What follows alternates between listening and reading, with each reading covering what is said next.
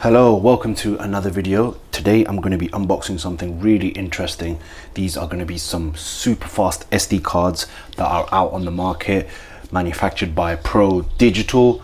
Apparently they are a company that comprises of ex-SanDisk and ex-Lexar employees, and they've come together to do their own thing. So let's check out these cards. I really want to see if they are going to make an improvement to my workflow, and if they are they worth the money? Because these cards are not cheap. So let's unbox it, shoot some footage, do a couple of real life transfer speeds, and see if it's really worth the money.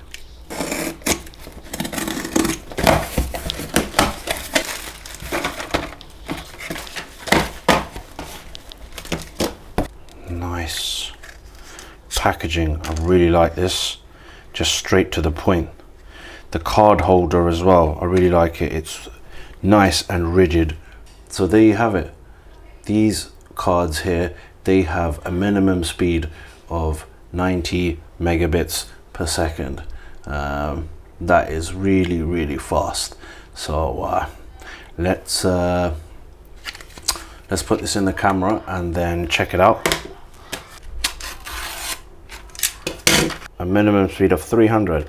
It hasn't mentioned whether that's right or read, and what I do like about what they've mentioned here, that read and the minimum write. Hopefully you can see that.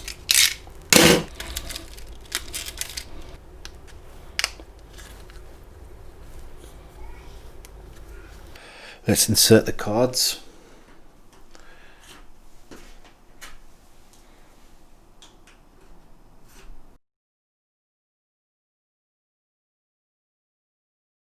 Three, two, one, action.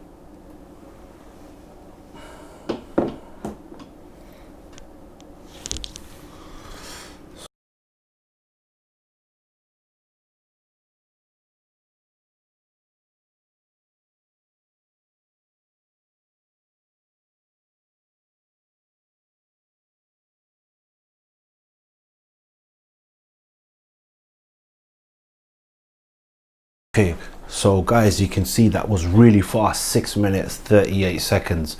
What I'm going to do is I am going to restart the PC in order to clear the RAM and trick the computer into thinking that we're going to transfer over some new files. So in the second test, I'm going to be now transferring the files, taking off the files on the SanDisk card and then putting those onto the fast drive. Okay, so let's see how long the SanDisk card takes. Okay.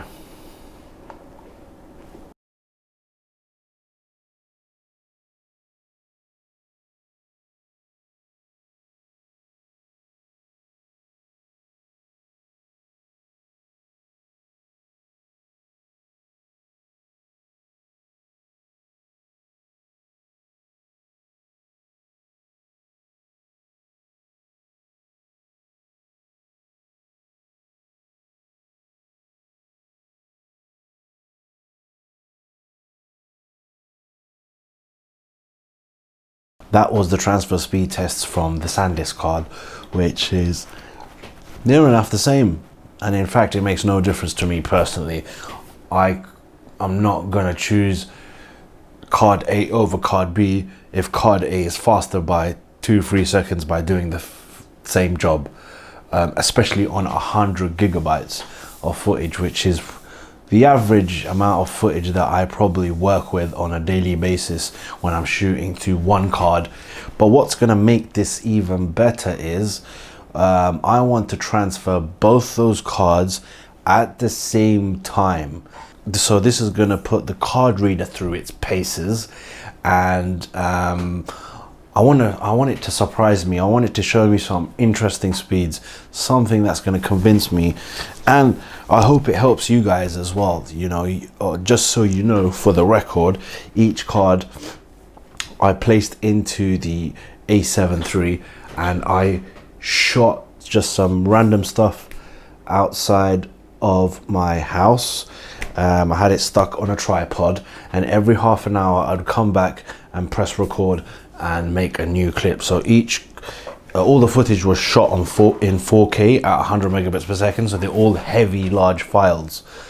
Again, for this test, I'm going to shut down the computer. Well, first of all, I'm going to delete the footage off the NVMe drive, then clear it from the recycle bin, then shut down the PC, turn the computer back on, and copy clips from both card A and card B and transfer it over, and hopefully we can see some interesting results. Grab all the clips from card A, close it down, transfer speed test. So like I said, I'm going to transfer over both cards.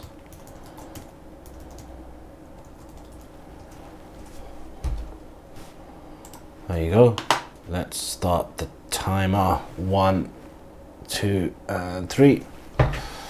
Okay, that's that. Make a second folder. Let's call this SanDisk.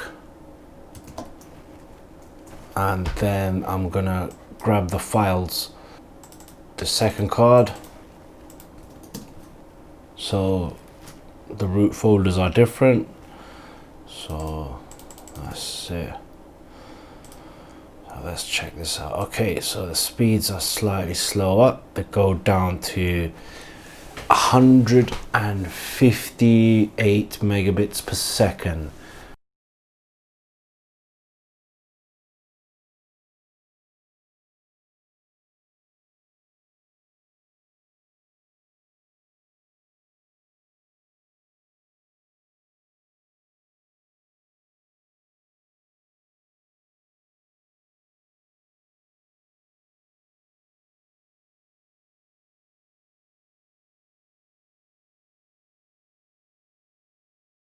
So there you guys have it. It took 11 minutes to transfer over 206 gigabytes of data. What do you guys think? Is this something for you? Are you impressed by this? Are you surprised? Is this a wow factor? For me, I don't know, man. Not sure if it does that much. Not sure if it's gonna make that much of an impact on my workflow. But it's fast. It's definitely fast for sure. The speed of the card dropped down by the speed of the transfer for each card dropped down by around 100 megabits per second. Initially, when we were transferring over the cards by themselves, they were running at around 250 megabits per second. And then when we tried to transfer them over simultaneously, we got speeds of 157, 158. So not much from 95 megabits per second from the usual card that you're used to, the 128 SanDisk 95 megabits Extreme Pro SD cards. Not much of a jump up. So yeah, I'm not sure if it's going to be worth all the money in terms of price to performance ratio. I'm not sure if it's worth all the money. I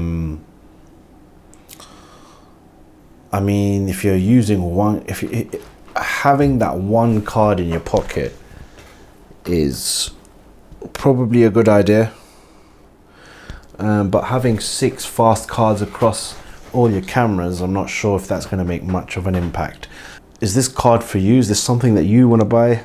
Do you actually think it's going to add that much value for the amount of money that you're going to be investing in on these cards? Don't get me wrong, if I had money to waste, I'll definitely buy these cards. No one has money to waste.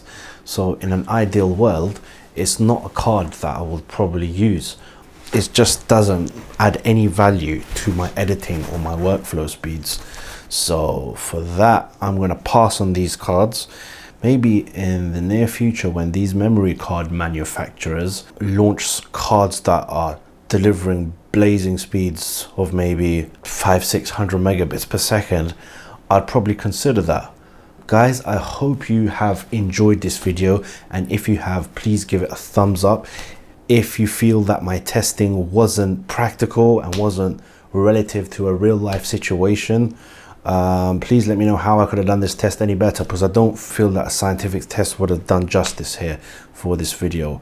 You know, at the end of the day, we have to cut out the fluff and get straight to the point. So please guys, drop a comment in the comment section below, and I hope to see you guys in another video, another interesting video in the near future.